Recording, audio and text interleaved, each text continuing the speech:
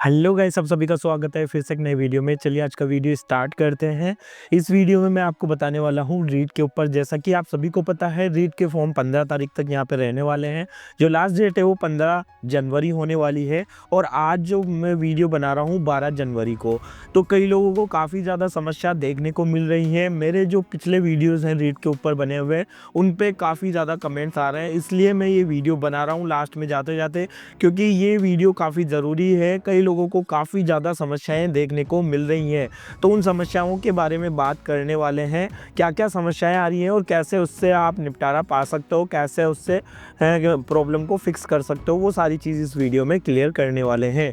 तो यहाँ पे पहली बात करें तो जैसा कि आप सभी को पता है, ये सबसे मेजर प्रॉब्लम रही थी जिस टाइम ये रीट का फॉर्म चला था, और अभी भी कई लोग गलतियाँ कर रहे हैं। मेरे को समझ में नहीं आ रहा है, जब उनमें वहाँ पे साफ नोटिफिकेशन भी दे दिया है, फिर भी आप गलत टोकन क्यों कटवा रहे हो। तो यहाँ पे प्रॉब्लम जो है वो ये आ रही है कि रीट लेवल 2 का भरना था, लेकिन रीट लेवल फर्स्ट का जो है वो चालान कटवा दिए हैं। लेकिन अभी तो ऐसी कोई प्रॉब्लम है नहीं, लेकिन फिर भी लोग गलतियाँ कर रहे हैं। जब भी आप रीट का फॉर्म ओपन करते हो, वेबसाइट ओपन करते हो, मेन पेज पे चालान वाली पे आते हो, तो वहाँ पे साफ लिखा हुआ आता है, और उसके बाद में आप वहाँ पे जो है वो कैटेगरी सेलेक्ट कर सकते हो कि रीट लेवल का भरना है, रीट लेवल 2 का भरना है, या फिर बोथ का भरना है। तो वो चीज़ें आपको वहाँ पे साफ साफ दिखाई देती है। फिर भी आप ये गलती क्यों कर रहे हो? अगर ये गलती कर रहे हो तो आपकी सेल्फ की ये प्रॉब्लम है। लेकिन अब कई लोग बोल रहे हैं, जैसा कि हमने पहले ये गलती कर दी थी, लेकिन अब उस टोकन का क्या होगा, रिफंड मिलेगा या नहीं। जैसा कि हमने टोकन कटवा लिया था पहले, जब स्टार्टिंग में फॉर्म आया था उस टाइम टोकन कटवाया था, और वो अभी एक्सपायर हो गया है। जैसे लेवल 2 का भरना था, लेवल फर्स्ट का हमने चालान भर दिया था, तो उस कंडीशन में क्या होगा। तो उस कंडीशन में आपको मैं बता देता हूँ, अगर आपका ऐसा हुआ है तो वैसे तो इसके साफ नोटिफिकेशन में दिया हुआ है, नोटिफिकेशन में साइड में शो कर दूंगा, उसमें लिखा हुआ भी है। अगर आपका पेमेंट सक्सेसफुली हो जाता है और आप रिफंड की रिक्वायरमेंट करते हो तो रिफंड नहीं होगा, अगर सक्सेसफुली हो गया है। लेकिन कई केस में ऐसा हो रहा है कि जैसे जब फॉर्म स्टार्ट हुए थे और कईयों ने गलती से लेवल फर्स्ट का भर दिया है, लेकिन वो पेमेंट अभी तक वहाँ पे क्लियर नहीं हुआ है, उनका क्या होगा। और वो जो चालान है वो भी एक्सपायर हो गया है। उस कंडीशन में आपको करना क्या होगा वो भी बात कर लेते हैं। करना ये होगा कि उसकी जो ऑफिशियल मेल आईडी है उस पर आपको जो है अपनी क्वेरी लिखनी होगी रिफ़ंड के लिए, कि हमने ये चालान यहाँ पे जो है सबमिट किया था, और हमारा जो चालान है यहाँ पे अभी तक यहाँ पे जो है पेंडिंग में है या अनपेड है, ये चीज़ है, और ये पेमेंट हमें वापस से रिफ़ंड किया जाए। ये चीज़ आप मेलबाजी में कर सकते हो सकता है, मतलब 50% चांस है कि आपका जो रिफ़ंड है वो वापस कर दिया जाएगा। उसमें आप अपना अकाउंट नंबर वगैरह भी शो कर सकते हो जिस आईडी से आपने पेमेंट किया है। अब लोग कह रहे हैं कि अभी भी हमारे जो है पेमेंट पेंडिंग में जा रहे हैं। कई लोग बोल रहे हैं वहाँ पे जो ऑनलाइन का ऑप्शन है वो शो नहीं हो रहा है।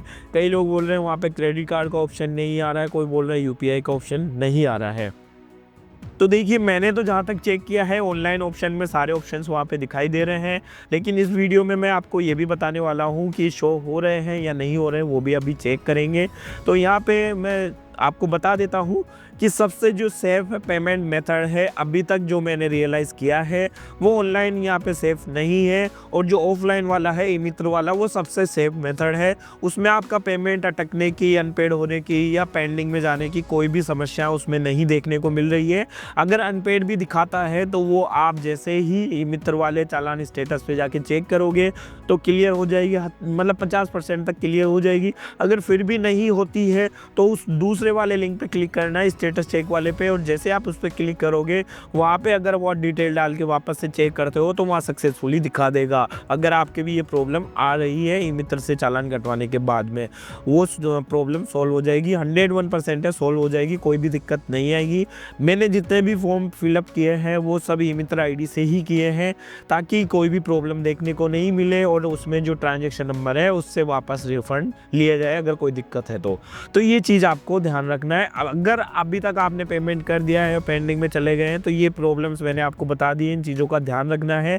और अगर आप अब भर रहे हैं रीट लेवल 2 का या फर्स्ट का, तो आप ई मित्र से ही फॉर्म चालान कटवाएं। अगर चालान आप खुद से काटते हो, ऑनलाइन काटते हो, तो पेंडिंग जाने के अभी भी चांसेस हैं, हो सकता है फॉर्म नहीं भर पाओ।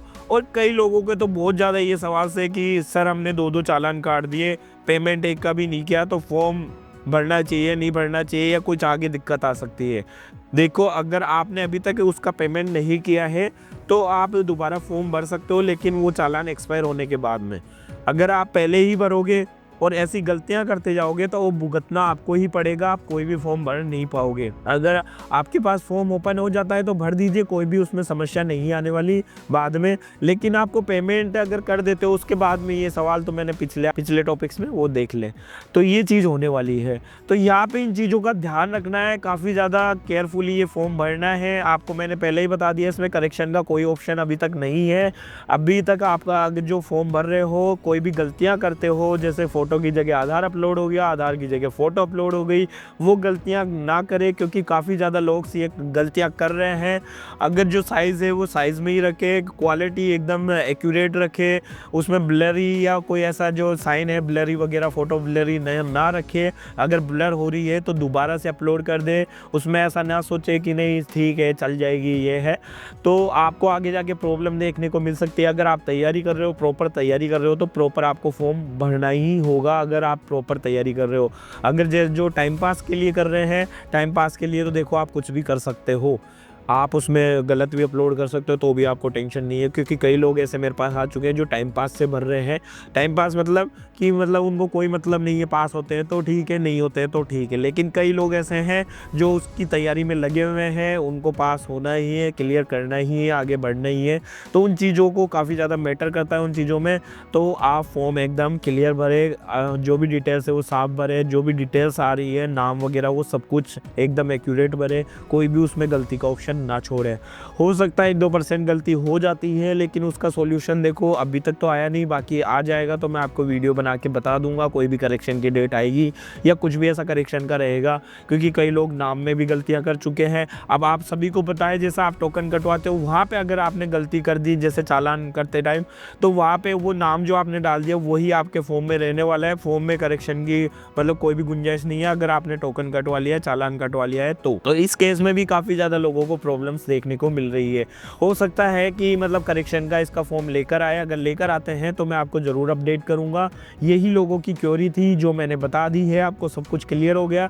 फिर भी आपको कोई क्वेश्चन हो तो नीचे कमेंट बॉक्स में कमेंट कर दें। और कई लोगों का एक ऑप्शन ये भी था, कि सवाल ये भी था कि जैसे मूल निवास, अब जैसे कोई मैरिड पर्सन है वो मूल निवास कहाँ का लगाएगा, तो जहाँ पे उसकी शादी होके वो गए हैं वहाँ का भी मूल निवास लगा सकते हैं, कोई दिक्कत नहीं है। या घर का है तो घर का भी लगा सकते हैं, ऐसा तो नहीं है कि घर चेंज हो जाएगा, लेकिन राजस्थान में कहीं का भी हो वो लगा सकता है।